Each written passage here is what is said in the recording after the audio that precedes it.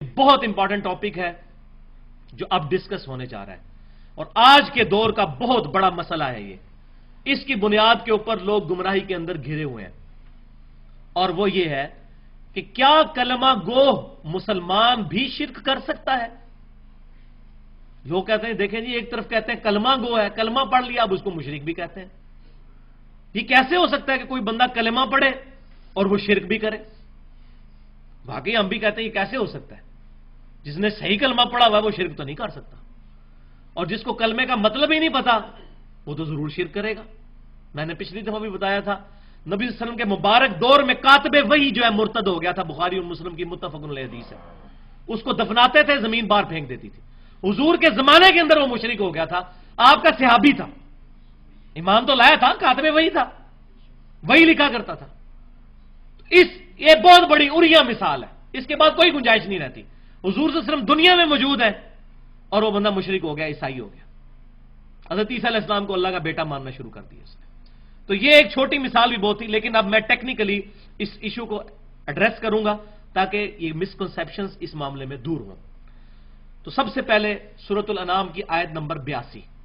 اب میں وہ دلائل نہیں پیش کروں گا کہ جس میں دو طرف مطلب نکل سکتے ہیں، تو وہ کمزور دلائل کو پکڑ کے جواب دینے کی کوشش کرتے ہیں. میں وہ مضبوط دلائل انشاءاللہ پیش کروں گا اللہ کی مدد سے جس کا جواب نہیں ان کے پاس ہوگا، جو شیطان کے ہتھے چڑھے ہوئے ہیں. سورۃ الانعام آیت نمبر 82. بسم اللہ الرحمن الرحیم. الذین آمنوا ولم یلبسوا ایمانہم بظلم اولئک لہم الامن وہم مہتدون. وہ لوگ جو ایمان لائے پھر ایمان لانے کے بعد اپنے ایمان میں شرک کو شامل نہیں کیا، وہی لوگ قیامت والے دن امن میں ہوں گے، وہی لوگ ہدایت یافتہ ہیں. ایمان لانے کے بعد شرک نہیں کیا. اس کا شان نزول صحیح بخاری اور مسلم کی متفق علیہ حدیث کے اندر موجود ہے. عبداللہ بن مسعود رضی اللہ تعالیٰ عنہ کہتے ہیں جب یہ آیت نازل ہوئی ہم بڑے پریشان ہوئے کہ یا رسول اللہ صلی اللہ علیہ وسلم، اس آیت میں آیا کہ جو شخص ایمان لایا اور ایمان لانے کے بعد اپنے ایمان میں ظلم کو شامل نہ کیا تو وہ شخص قیامت والے دن عمل میں ہوگا، ہدایت پر ہوگا. تو یہ ظلم کا جو لفظ آیا ہے، ظلم تو عام معنوں میں تو گناہ میں آتا ہے. ربنا ظلمنا انفسنا، اے رب ہمارے ہم نے اپنی جانوں پر ظلم کیا، گناہ کیا. تو یا رسول اللہ صلی اللہ علیہ وسلم کیا قیامت والے دن کوئی بھی امن میں نہیں ہوگا؟ کیونکہ کوئی شخص ایسا نہیں جس سے گناہ نہ ہو. تو آپ صلی اللہ علیہ وسلم نے سورہ لقمان کی آیت نمبر 13 ارشاد فرمائی اور فرمایا ان الشرک لظلم عظیم، بے شک شرک سب سے بڑا ظلم ہے. یعنی اس آیت میں شرک ہے مراد ظلم سے، عام گناہ نہیں. جو شرک کرے گا ایمان لانے کے بعد ایسے شخص کو پھر امن نہیں ملے گا. تو آپ صلی اللہ علیہ وسلم کی اس تشریح سے یہ بالکل بات ثابت ہو گئی کہ ایمان لانے کے بعد بھی جو شرک سے بچے گا اسی کو قیامت والے دن امن اور ہدایت ملے گی، اور کسی کو نہیں ملے گی. پھر صحیح مسلم میں حدیث ہے، امام کائنات صلی اللہ علیہ وسلم نے بیان فرمایا جس مسلمان کے جنازے میں 40 ایسے لوگ شریک ہوں جو اللہ کے ساتھ شرک نہ کرتے ہوں تو اللہ تعالیٰ ان 40 بندوں کی شفاعت اس کے حق میں قبول کر لے گا. یعنی وہ جب جنازہ پڑھیں گے اللہ تعالیٰ ان کی مغفرت کر دے گا اس بندے کی، اگر 40 ایسے بندے ہوں جو شرک نہ کرتے ہوں. تو بھائیو اگر شرک ختم ہو چکا ہے تو نبی صلی اللہ علیہ وسلم کو یہ بات کہنے کی ضرورت ہی نہیں ہے. وہ جس حدیث سے یہ سہارا لیتے ہیں نا، وہ حدیث میں اینڈ پہ میں بیان کروں گا اور اس کا مفہوم بھی بیان کروں گا، اس حدیث کا مطلب کیا ہے. ابھی صرف یہ دلائل سنتے جائیں. تو جو بندہ جنازہ پڑھنے کے لیے آتا ہے، مسلمان ہی جنازہ پڑھتا ہے، اور تو کوئی جنازہ پڑھنے کے لیے نہیں آتا. پھر صحیح بخاری اور مسلم کی متفق علیہ حدیث ہے، یہ بالکل کرٹیکل حدیث ہے اس حوالے سے. تم لوگ بھی اگلے لوگوں کے راستے پر چل پڑو گے، قدم با قدم، بالشت بر بالشت، حتیٰ کہ اگلے لوگوں میں سے کوئی شخص گوہ کے سوراخ میں داخل ہوا تو تم لوگ بھی وہی کام کرو گے. یعنی اپنے امتیوں کو آپ صلی اللہ علیہ وسلم بیان فرما رہے ہیں. صحابہ کرام نے پوچھا یا رسول اللہ صلی اللہ علیہ وسلم، یہ اگلے لوگ جو گزر چکے اس سے مراد یہودی اور عیسائی ہیں؟ آپ نے فرمایا اگر وہ مراد نہیں تو پھر کون لوگ مراد ہیں؟ یعنی جو جو خرابیاں یہودیوں اور عیسائیوں میں پیدا ہوئیں تم میں بھی پیدا ہوں گی. اب یہ حدیث پیش کر کے ہمارے پاکستان میں ایک بہت بڑے عالم ہیں جو ہر سال توحید کانفرنس کر رہے ہیں، اور اس کانفرنس کا مقصد اثبات توحید نہیں ہوتا بلکہ شرک کی تمام اقسام کو قرآن حدیث سے ثابت کرنا ہوتا ہے. ڈاکٹر آصف اشرف جلالی صاحب اور توحید کانفرنس میں یہ حدیث انہوں نے بیان کی ہے، وہ پورا میں نے ان کا میگزین پڑھا ہے، وہ اخبار جس کے اندر آیا ہے. وہ کہتے ہیں جی یہ جو حدیث ہے نا، تم بھی اگلے لوگوں کے راستے پہ چل پڑو گے، اس سے مراد یہ نہیں ہے کہ یہود و نصارہ کی طرح یہ امت شرک کرنا شروع کر دے گی. اس سے مراد یہ ہے کہ یہ جس طرح انگریز فیشن کریں گے، یہود و نصارہ جو لباس پہنتے ہیں، مسلمان بھی وہی لباس پہننا شروع کر دیں گے، وہی حرکتیں شروع کر دیں. عقیدے کی بات نہیں ہو رہی، حالانکہ اس حدیث میں تو ایسی بات کوئی نہیں ہے، کیٹاگوریکل مینشن ہے، مطلقاً ہے. لیکن وہ کہتے ہیں اس سے مراد یہ ہے. For the sake of argument ہم ایگری کرتے ہیں. لیکن بھائیو الحمدللہ کتب احادیث کے اندر اس حدیث کا موقع اور محل بھی، شان فرمان بھی موجود ہے کہ کس جگہ پر آپ نے یہ بات ارشاد فرمائی تھی. وہ جامعہ ترمذی کے اندر صحیح سند کے ساتھ حدیث موجود ہے. ابو واقد رضی اللہ تعالیٰ عنہ کہتے ہیں جب ہم غزوہ حنین کے لیے جا رہے تھے تو راستے میں ایک درخت آیا جس کو ذات انواد کہا جاتا تھا، جس پر مشرکین جنگ میں فتح کے لیے برکت کے طور پر اپنا اسلحہ لٹکایا کرتے تھے. تو صحابہ کرام میں سے کچھ نے عرض کیا یا رسول اللہ صلی اللہ علیہ وسلم، آپ بھی ہمارے لیے کوئی ایسا درخت مقرر فرما دیں جہاں پر ہم اپنا اسلحہ لٹکا لیا کریں برکت کے لیے، جس طرح یہ مشرکین کرتے ہیں. تو آپ صلی اللہ علیہ وسلم نے کہا سبحان اللہ. یہ جو جملہ بولا جاتا ہے یعنی اللہ پاک ہے، اس کو آپ بریکٹ میں سمجھ لیں، معذوف ہے سبحان اللہ عما یشرکون. اللہ پاک ہے اس شرک سے جو لوگ کرتے ہیں. سبحان اللہ، اللہ پاک ہے. تم نے تو آج وہی بات کر دی جو موسیٰ علیہ السلام کے امتیوں نے کہی تھی. سورۃ الاعراف آیت نمبر 138 آپ صلی اللہ علیہ وسلم نے تلاوت فرمائی کہ جب ان کی قوم ایک ایسی جگہ سے گزری جہاں لوگ بتوں پر اعتکاف کیے ہوئے بیٹھے ہوئے تھے تو انہوں نے کہا اے موسیٰ علیہ السلام، آپ ہمارے لیے بھی کوئی اس طرح کا بت بنا دیں جس پر ہم بیٹھ جایا کریں عبادت کے لیے. تو آپ صلی اللہ علیہ وسلم نے اس کو بت کے ساتھ تشبیہ دی. دیکھیں درخت کو، آج بھی ہو رہا ہے، آپ دیکھ لیں یہ جتنے مزارات ہیں درخت ہیں ان کے ساتھ ٹاکیاں بھی وہ باندھی ہوئی ہوتی ہیں کپڑے کی مختلف اور منتیں مانی، بالکل سیم وہی چیز چل رہی ہے. تو آپ صلی اللہ علیہ وسلم نے فرمایا کہ تم نے وہی بات کر دی جو موسیٰ کے لوگوں نے کی تھی. موسیٰ علیہ السلام دنیا میں موجود تھے. پھر آپ نے یہی بات ارشاد فرمائی جو بخاری اور مسلم میں ہے، تم بھی اس ذات کی قسم جس کے قبضہ قدرت میں میری جان ہے، قسم اٹھا کے اللہ کے نبی کہہ رہے ہیں، تم بھی اسی راستے پر چل پڑو گے جس پر پچھلے لوگ چلے تھے، جو پہلے لوگ گزر چکے. اب آپ صلی اللہ علیہ وسلم کے یہ حدیث کا کانٹیکسٹ ہی بتا رہا ہے کہ شرک کے حوالے سے اب تو گنجائش ہی نہیں رہ جاتی کو بندہ انکار کرے. تو حدیث کی حفاظت کرتی ہے، کوئی باطل اس میں داخل نہیں ہو سکتا. پھر صحیح بخاری اور مسلم کی متفق علیہ حدیث ہے، سیدہ عائشہ کہتی ہیں حضور صلی اللہ علیہ وسلم کے بیماری کے دن تھے آخری، اور حضور کی دو بیویاں بیٹھ کے گفتگو کر رہی ہیں، ام سلمہ اور ام حبیبہ رضی اللہ تعالی عنہن، کہ جب ہم حبشہ گئے تھے ہم نے ماریا نام کا ایک گرجا دیکھا تھا جہاں بہت تصویریں لٹکی ہوئی تھی. تو نبی صلی اللہ علیہ وسلم جلال میں آئے، آپ صلی اللہ علیہ وسلم نے فرمایا یہی تو ان لوگوں میں خرابی تھی، جب ان میں کوئی نیک آدمی فوت ہو جاتا تھا تو وہ اس کی قبر پر مسجد بنا لیتے تھے، پھر وہاں اس کی تصویریں لٹکا لیتے تھے اور وہاں پر سجدے شروع کر دیتے تھے. قیامت والے دن اللہ کے حضور بدترین مخلوق ہوں گے یہ لوگ، بدترین مخلوق، ولیعوذ باللہ. یہ بخاری اور مسلم کی متفق علیہ حدیث ہے. پھر صحیح مسلم کی حدیث ہے، یہ ہمارا پورا ریسرچ پیپر اس پہ چھپ چکا ہے، رسول اللہ کی آخری وصیت ہے، وہ انشاءاللہ ربیع الاول پہ ایڈریس بھی کریں گے اس کو ڈیٹیل کے ساتھ، کہ آپ صلی اللہ علیہ وسلم نے وفات سے 5 دن پہلے، صحیح مسلم کے الفاظ ہیں، جندب رضی اللہ تعالیٰ عنہ کہتے ہیں 5 دن پہلے حضور نے ہمیں ایک بات ارشاد فرمائی، دیکھنا تم سے پہلے جو لوگ تھے ان میں کوئی نیک آدمی فوت ہو جاتا تھا، لوگ اس کی قبر پہ سجدے شروع کر دیتے تھے، خبردار میں تمہیں منع کرتا ہوں یہ بات نہ کرنا. اور پھر بخاری اور مسلم کی متفق علیہ حدیث، حضور صلی اللہ علیہ وسلم کے بارے میں سیدہ عائشہ کہتی ہیں جب جس بیماری میں آپ کی وفات ہوئی آپ صلی اللہ علیہ وسلم اپنی چادر اپنے سر مبارک سے اتارتے تھے، چہرہ مبارک سے ہٹاتے تھے اور بار بار یہ کہتے تھے لعنت اللہ علی الیہود والنصارى اتخذوا قبور انبیاءہم مساجدا، اللہ کی لعنت ہو یہودیوں اور عیسائیوں پر، انہوں نے اپنے نبیوں کی قبروں کو سجدہ گاہ بنا لیا تھا. ولیعوذ باللہ. اس کے آگے حضرت عائشہ کے کامنٹس ہیں بخاری اور مسلم میں جو اس حوالے سے کلیئر کریں گے مسئلے کو. سیدہ عائشہ کہتی ہیں اگر ہمیں یہ ڈر نہ ہوتا کہ لوگ رسول اللہ کی قبر پر سجدے شروع کر دیں گے تو ہم آپ صلی اللہ علیہ وسلم کی قبر مبارک کو زائرین کی زیارت کے لیے عام کھول دیتے، لیکن ہمیں ڈر تھا، اور حضور صلی اللہ علیہ وسلم بھی ہمیں اسی بات سے ڈرا رہے تھے۔ حضرت عائشہ کو تو ڈر تھا شرک کا، پاکستان کے مولوی کو 1400 سال بعد کوئی ڈر ہی نہیں ہے۔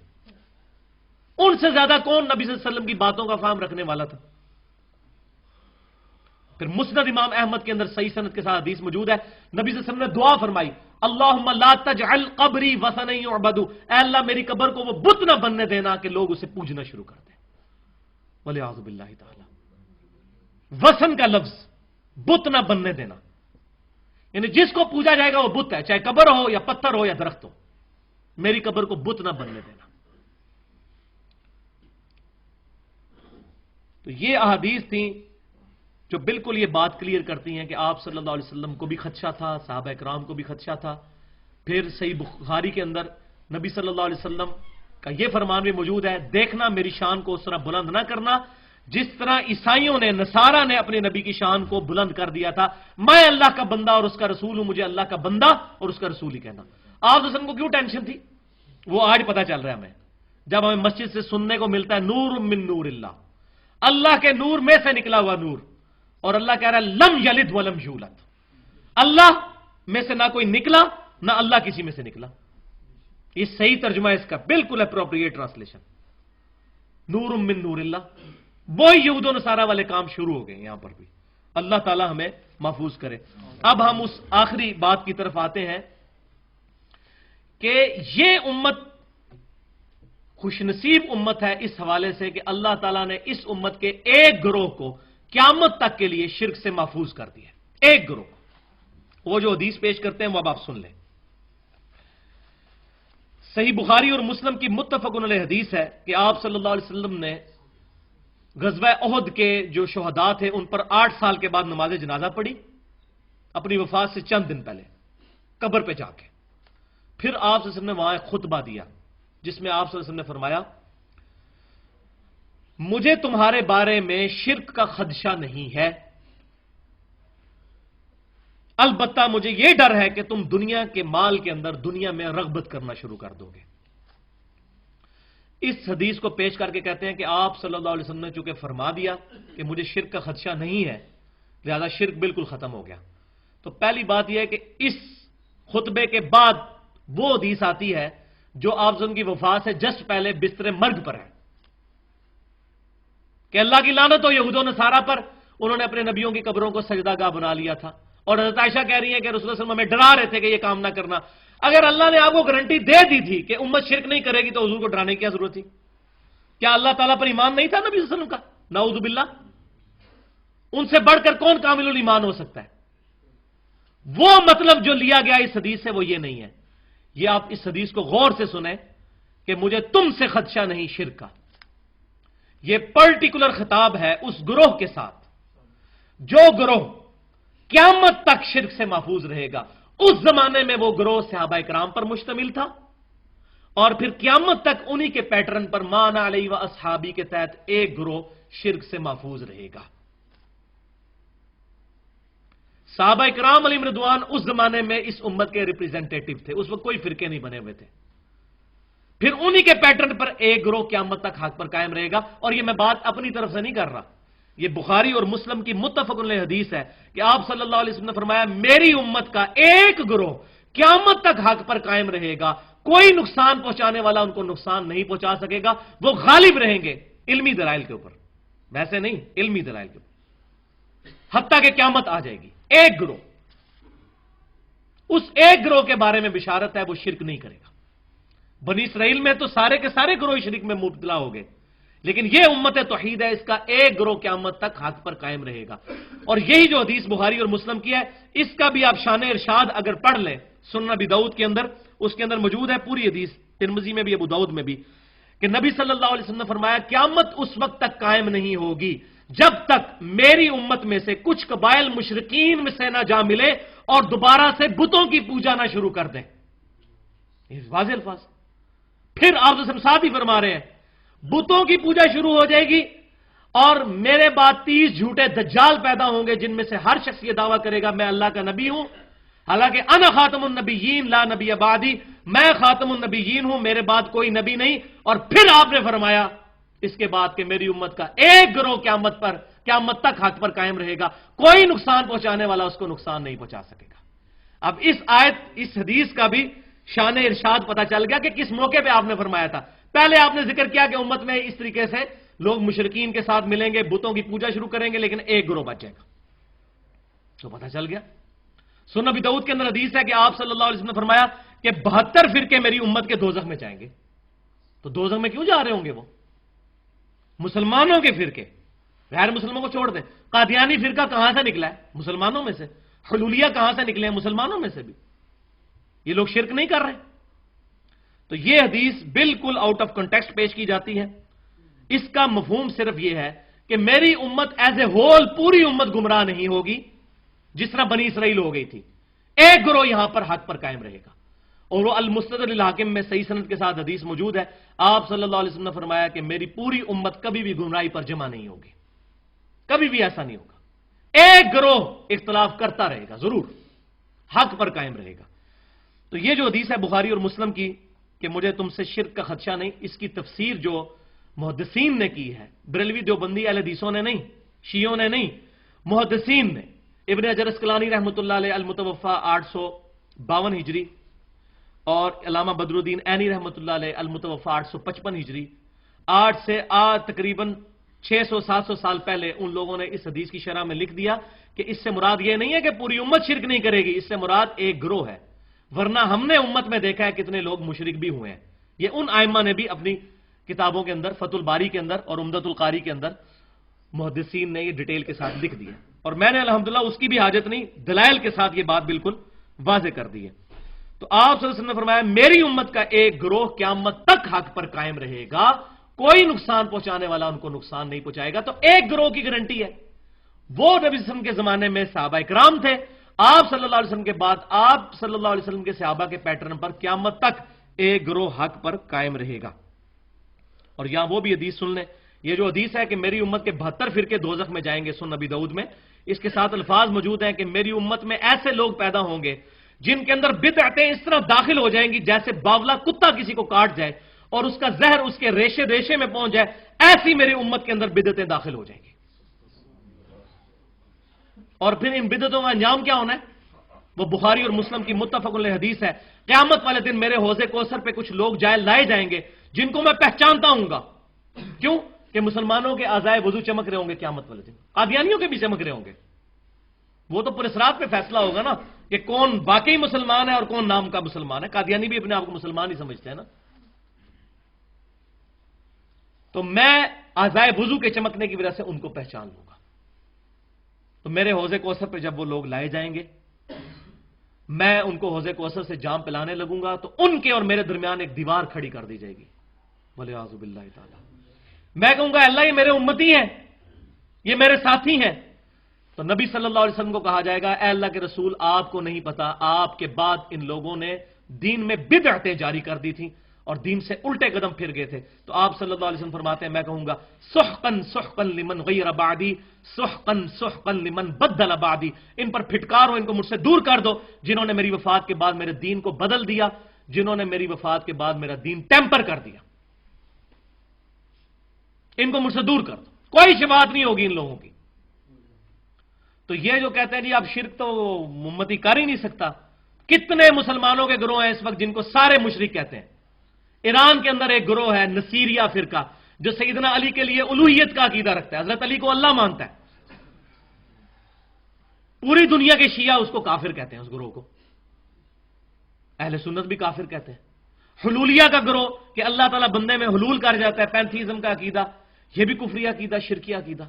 इस तरह के कई अकीदे हो गुजरे हैं, मुसलमानों में ऐसे गिरोह हो गुजरे हैं। और आज पाकिस्तान की सरजमीन जो है वो खास तौर पर इस मामले में बहुत जरखेज है, यहां पर गुमराही के एतबार से। यहां कितने लोग मौजूद हैं जो गैरुल्लाह को दुआ के लिए पुकारते हैं।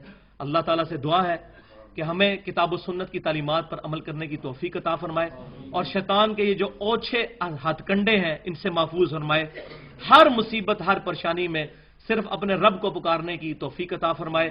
یا حی یا قیوم برحمتک استغیث۔ جو بات میں نے کی حق بات، اللہ تعالی ہمارے دلوں میں راسخ فرمائے۔ اگر میری منہ سے کوئی ایسی بات نکلی ہو جو کتاب و سنت اور اجماع کے خلاف ہے، ہمارے دلوں سے اللہ تعالی محو کر دے۔ سبحانک اللہم و بحمدک، اشہد ان لا الہ الا انت، استغفرک و اتوب الیک، وما علینا الا البلاغ المبین۔